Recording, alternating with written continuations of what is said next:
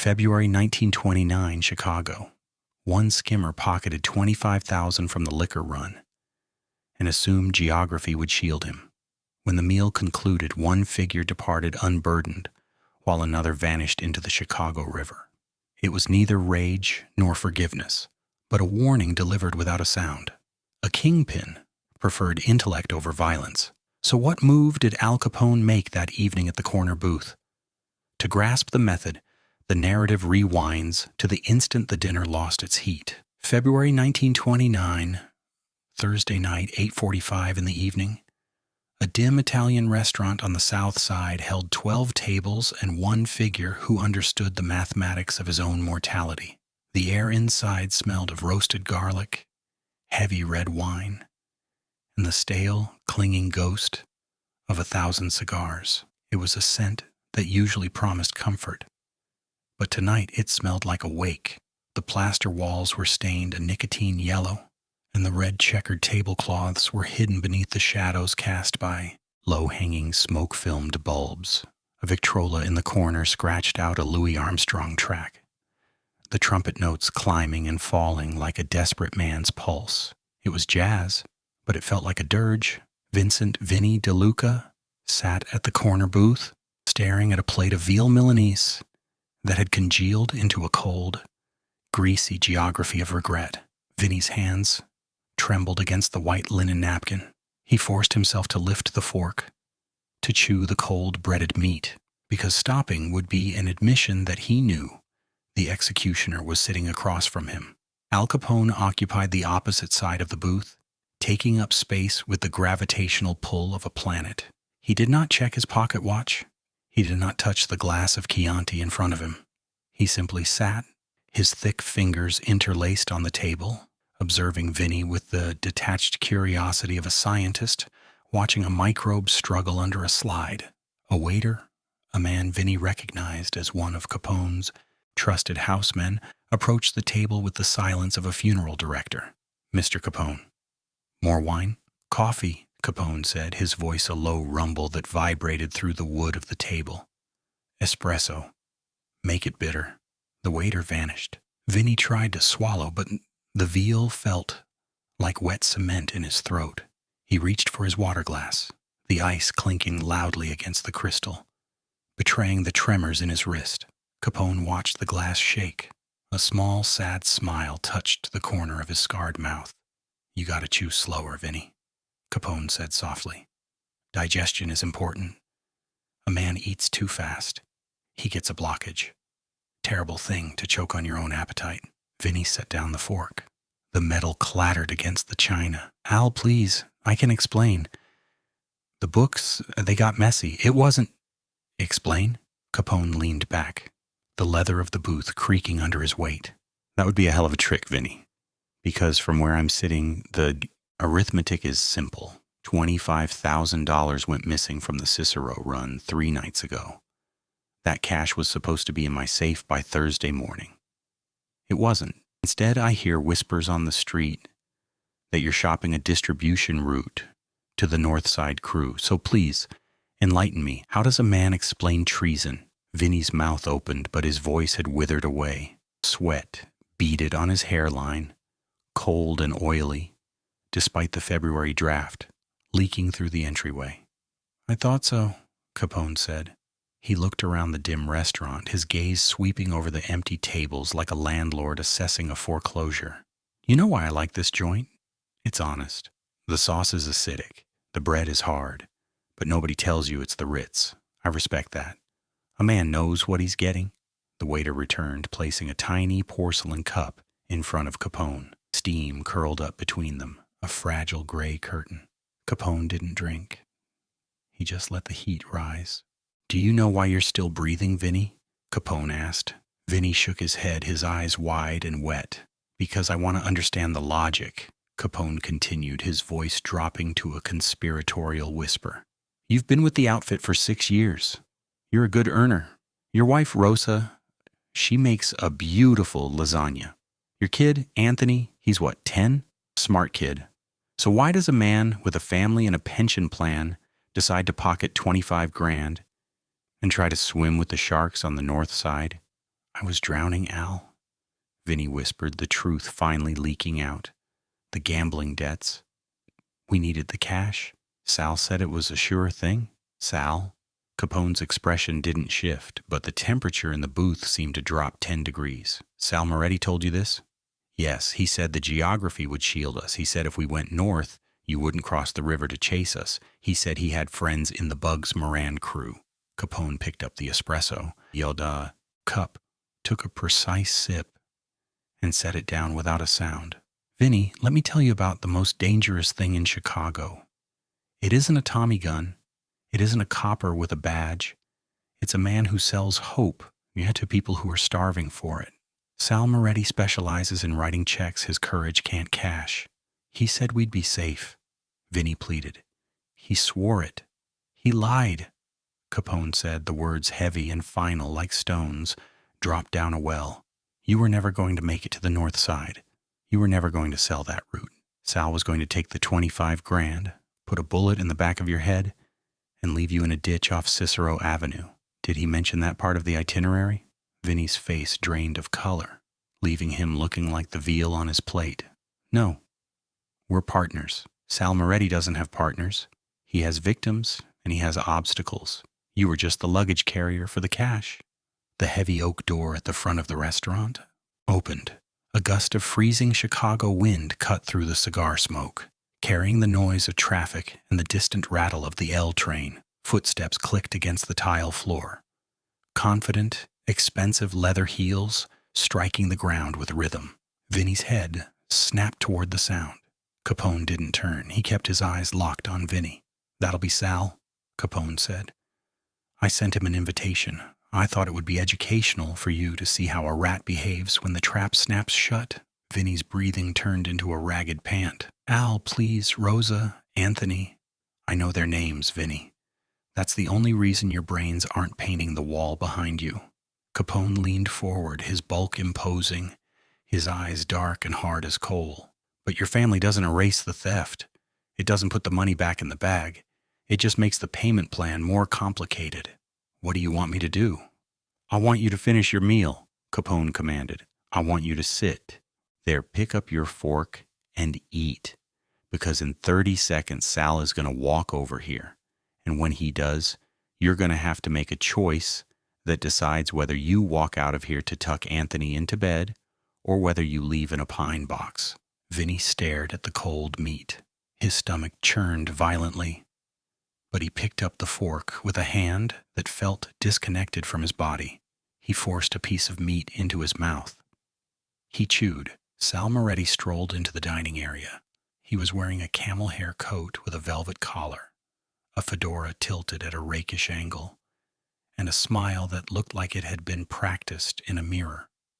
He scanned the room, his eyes adjusting to the gloom till they landed on the corner booth. The smile died instantly. It didn't fade. It was extinguished. Sal's stride faltered, a hiccup in his confidence, before he forced himself to keep moving. He walked toward them, but the swagger was gone, replaced by a stiff, mechanical gait. Al, Sal said, his voice pitching slightly higher than usual. I didn't expect to find you here tonight. I thought we were meeting downtown. Sit down, Sal, Capone said, gesturing to the empty chair with a flick of his hand. The scenery changed. We have business. Sal glanced at Vinny, who was staring at his plate, as if it contained the secrets of the universe. Sal pulled out the chair and sat, keeping his hands flat on the table where they could be seen. What business? Capone finally looked at him. $25,000. A liquor route being shopped to the competition. A fairy tale about the North Side offering sanctuary. And two men who thought they could rob the Chicago outfit and vanish into the fog. Capone paused, letting the silence expand until it filled the room. Does that cover the agenda, or did I miss an item? Sal's throat bobbed. There must be a misunderstanding, Al. Rumors. You know how people talk. There is no misunderstanding, Capone said, his voice soft, terrifyingly calm. There is only a ledger that doesn't balance. Vinny here tells me you promised him safety. You told him the river was a wall I couldn't cross. He says you engineered the whole play. Vinny is confused, Sal said quickly. his eyes darting to Vinny and back to Capone. He's trying to cover his own ass. He came to me with the plan. I told him he was crazy. Capone looked at Vinny. Did you misunderstand, Vinny? Vinny shook his head, mute with terror. Interesting, Capone mused. He turned his gaze back to Sal. So, we have a dilemma. One of you is a liar, one of you is a traitor, and I have to decide which one to believe. The restaurant was dead silent. The kitchen clatter had ceased.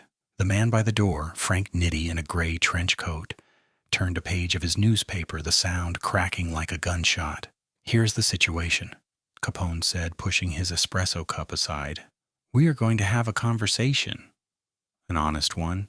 At the end of it, one of you walks out, the other stays. Who survives depends entirely on the next 5 minutes. Sal's knuckles turned white as he gripped the table edge. Vinny let his fork drop. You aren't going to die tonight, Vinny, Capone whispered. Vinny slumped, a gasp escaping him. But Capone held up a hand. Someone else will kill you eventually, Capone added. Tonight you just get to watch. Because in my organization, forgiveness is just a debt with a higher interest rate. Capone looked at Sal, studying him with the cold precision of a butcher eyeing a side of beef. Sal Moretti, you dress like a movie star. You talk like a senator. But you think like a pickpocket. You sold Vinny a dream about the North Side. You told him he could run. I never. Quiet, Capone snapped. It wasn't a shout, but it had the force of a physical blow. Sal's mouth clicked shut. I'm going to ask Vinny one question, Capone said. His answer decides the future. Vinny, who told you that stealing from me was a retirement plan? Who told you that I wouldn't find you? Vinny looked up. He looked at Sal. In Sal's eyes, he saw a desperate plea, a beg for partnership. But beneath that, he saw the truth Capone had spoken. Sal had never planned for Vinny to survive. Sal did, Vinny croaked. He said he had connections. He said we'd be ghosts. You're lying, Sal hissed, his face flushing red. Al, he's trying to frame me. Then explain, Capone said, leaning back. Give me the details. If Vinny is the mastermind, tell me how he planned to move the cash. Tell me the contact on the North Side. Give me a name. Sal opened his mouth, but the names didn't come. Because there were no names. There was no plan, just a theft and a planned murder. The waiter returned, refilling Vinny's water glass. As he poured, he locked eyes with Capone for a split second. Capone nodded. You see, Sal? Capone said, his voice returning to that conversational tone. The problem with being a con man is that eventually you run out of marks. Vinny isn't smart enough to invent a North Side contact. But you're enough to invent a lie you can't back up. Al, we fix this, Sal stammered. I can get the money. I have savings. You have gambling debts and a wardrobe you can't afford, Capone corrected. You owe me 25 large, plus interest, plus a penalty for insulting my intelligence. That brings the total to 50,000. Sal's face went the color of ash. I don't have that. Then you better find it, Capone said, because the clock is ticking. He stood up, the chair scraping loudly against the tile. The die is cast. Sal leaves now. You have 24 hours to bring me $50,000. If I see you before then without the cash, Frank over by the door is going to get very creative with a baseball bat. Frank Nitti stood up, folding his newspaper. He opened the front door, letting the winter chill rush in again. Go, Capone said to Sal. Sal looked at Vinny, a look of pure venom, then scrambled up and walked toward the door on legs that looked like they were made of water. He stepped out into the Chicago night. The door slammed shut. Capone sat back down. The jukebox clicked and whirred, selecting a new song. Now, Capone said to Vinny, let's talk about what you owe me and how you're going to pay for the privilege of breathing my air. But the scene wasn't over. Capone pulled a small leather-bound notebook from his breast pocket. You see this, Vinny? This is my memory. It records every favor, every slight, every promise made in this city. Sal thinks he has 24 hours. But Sal is a man who panics. Capone turned his head slightly toward the kitchen door. He's not going to look for the money, Vinny. He's going to look for a way out. And do you know what a rat does when he's cornered? Vinny shook his head. He bites. Suddenly the front door burst open. Sal Moretti was back. He wasn't alone. He was backed by the desperate madness of a man with no options. But more importantly, his hand was inside his coat, gripping something heavy. "Nobody moves!" Sal screamed, his voice cracking. He pulled a snub-nosed .38 revolver from his coat and leveled it at Capone's chest. The distance was less than 10 feet. "Get up, Vinny. We're leaving." Frank Nitti reached for his shoulder holster. "Don't do it, Frank," Sal yelled, swinging the gun wildly toward the enforcer. "I'll drop you right here." Nitti froze, his hands hovering in the air. The waiter in the back stood still. The restaurant held its breath. Sal turned the gun back to Capone. "You think you own everything, Al? You think you can just snap your fingers? I'm not dying for your ledger." Capone didn't flinch. He didn't blink. He sat comfortably in the booth, looking at the black bore of the revolver with mild amusement. "Are you going to shoot me, Sal?" Capone asked, his voice steady as a metronome. "If I have to. Get up, Vinny." Vinny paralyzed, glued to the booth by fear. "Pull the trigger, Sal," Capone said. "See what happens." Sal's hand shook. Sweat poured into his eyes. "I'll do it, Al. I swear to God." "I'm waiting." Sal squeezed his eyes shut and pulled the trigger. Click. The sound was small, metallic, and terrifyingly empty. Sal's eyes snapped open. He pulled it again. Click, and again. Click, click. The revolver was a useless hunk of steel. Sal stared at the gun, betrayal written across his face. "Meyer Klein," Capone said, finally picking up his wine glass. "Runs the pawn shop on Halstead. You bought that piece 3 weeks ago. Meyer's a good friend of mine. He called me the minute you walked out his door. I told him to sell you the gun. I also told him to file down the firing pin." Capone took a sip of the wine. "It's a paperweight, Sal, just like your promises." Sal's knees gave way. He slid down the door frame, the useless gun clattering to the floor. "You lost the moment you thought you could outsmart me," Capone said, his voice devoid of pity. "You brought a broken toy to a war." Capone nodded to Frank Nitti. "Take him out back, Frank. The river is hungry tonight." Nitti moved with blur-like speed, grabbing Sal by the collar and dragging him toward the kitchen, past the silent waiters, past the smells of garlic and wine. Sal didn't scream. He just stared at Capone, his eyes hollow. The kitchen door swung shut behind them. Capone turned back to Vinny, who was trembling so hard the table shook. Capone smiled, a genuine, terrifying smile.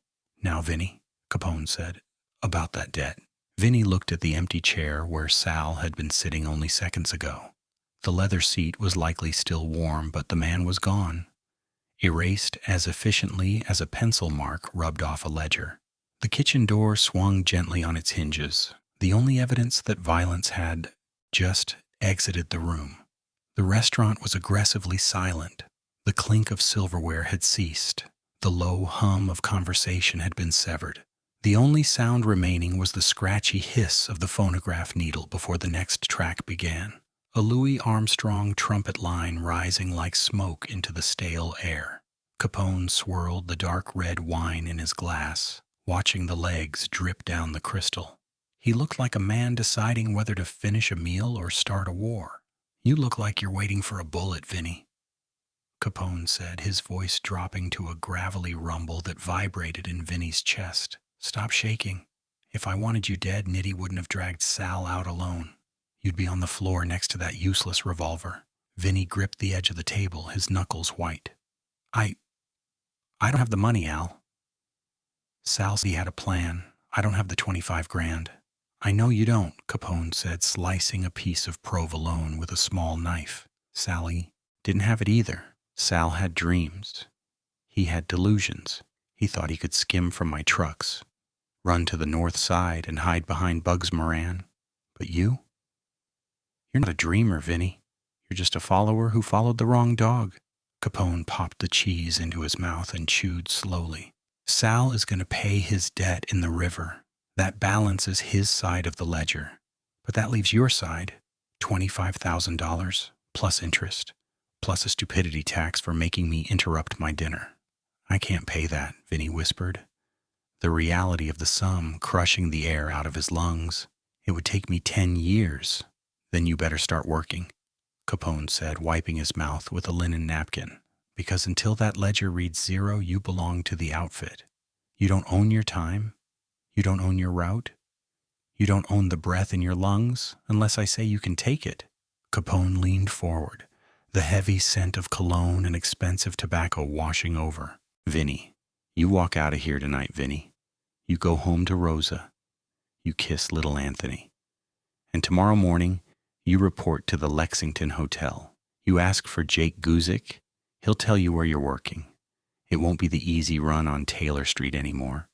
You're going to earn, and every dime you make goes to me until I decide we're square. Thank you, Al, Vinny choked out, tears of relief and terror pricking his eyes. I swear to God, I won't let you down. Don't swear to God, Capone said, his eyes hard as flint. God isn't covering your vigorish. Just go. Vinny scrambled out of the chair, his legs feeling like water. He didn't look back. He didn't look at the waiters who refused to meet his eyes. He stumbled toward the front door, past the man in the gray coat who had returned to reading his newspaper as if an execution hadn't just been ordered. The cold hit him like a physical blow. The Chicago winter wind, the hawk, came screaming off Lake Michigan, cutting through his coat and freezing the sweat on his back. Vinny walked fast, his head down, navigating the icy sidewalks of the South Side. Every shadow looked like Frank Nitti. Every car engine that backfired sounded like the click of Sal's empty gun. He didn't run. Running attracted attention. Running implied guilt. He walked with the heavy, purposeful stride of a man carrying a burden that would never be set down. When he reached his apartment building, he paused in the vestibule, shaking the snow from his shoulders. He could smell tomato sauce and garlic from the hallway. The smell of home, the smell of safety, but it felt fraudulent now. He opened the door to apartment 4B. Rosa was sitting by the radiator mending one of Anthony's shirts. She looked up, her eyes scanning his face with the intuitive radar of a mob wife. She saw the pallor, the tremor in his hands, the way he locked the door and checked it twice. "Vinny?" she asked softly. "Where's Sal? I thought he was coming for coffee." Vinny took off his coat, his hands shaking so badly he couldn't undo the top button. "Sal isn't coming, Rosa. Sal isn't coming round anymore. Did something happen? We had a meeting with Mr. Capone." Vinny walked over and kissed her forehead. His lips were cold. "It's handled. Everything is handled. But things are going to be different now. I have to work harder. Longer hours." Rosa didn't ask further questions. In their world, silence was a survival trait she had mastered years ago. She simply nodded and went back to her sewing, though her fingers moved slower than before. Vinny went into the bedroom and looked at Anthony sleeping in his crib. The boy looked peaceful, unaware that his father had just mortgaged his future to the most dangerous man in America. By the next morning, Sal Moretti had ceased to exist. It was a peculiar Chicago phenomenon, a collective amnesia that descended upon the neighborhood whenever the outfit cleaned house. So a pawn shop on Halsted opened on time. The speakeasies poured gin. The street cars rattled down the tracks. But nobody mentioned Sal. His name had been scrubbed from the conversational lexicon. To ask about him was to admit you hadn't learned the lesson. At 9 a.m. sharp, Vinny walked into the lobby of the Lexington Hotel. The place was a fortress of marble and velvet, the nerve center of Capone's empire. Men with bulges under their armpits stood by the elevators, their eyes scanning everyone who entered. "I'm here to see Mr. Guzik," Vinny told the man at the desk. "4th floor, suite 406. Don't knock." Vinny rode the elevator up, his heart hammering against his ribs. The hallway smelled of cigar smoke and floor wax. Suite 406 was open. Inside, Jake Greasy Thumb Guzik sat behind a desk piled high with ledgers. He was a small, portly man who looked more like a weary accountant than a gangster.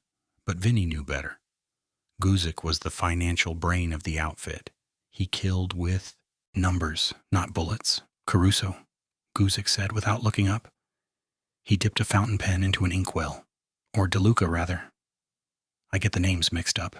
The debt is the same regardless. Mr. Capone sent me. I know. Guzik opened a fresh ledger. The pages were crisp and white. He wrote Vincent DeLuca at the top in elegant cursive. Here are the terms. You're off the Taylor Street run. That route is for earners who get to keep what they make. You're on the Cicero distribution line now. Industrial alcohol transport. It's dirty, it's dangerous, and the hours are hell. Vinny nodded. The industrial alcohol runs were notorious. You risked blindness from the fumes, explosions from the stills, and federal agents who shot first on the highways. We value your debt at $25,000, Guzik continued, his voice dry as dust. We're charging you 10% weekly interest. You will pay us $300 a week.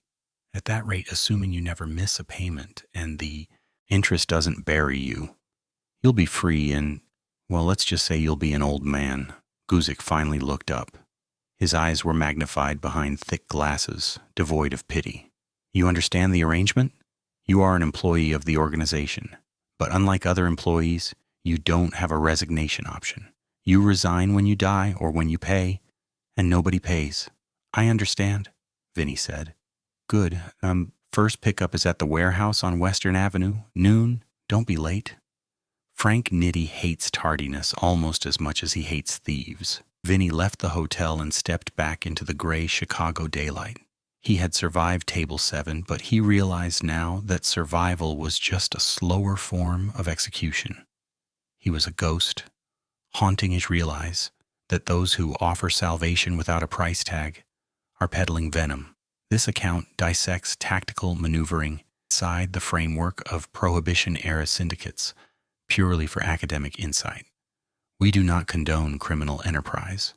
We investigate the mechanics of dominance where standard laws are irrelevant. Gratitude for remaining with us to the finish.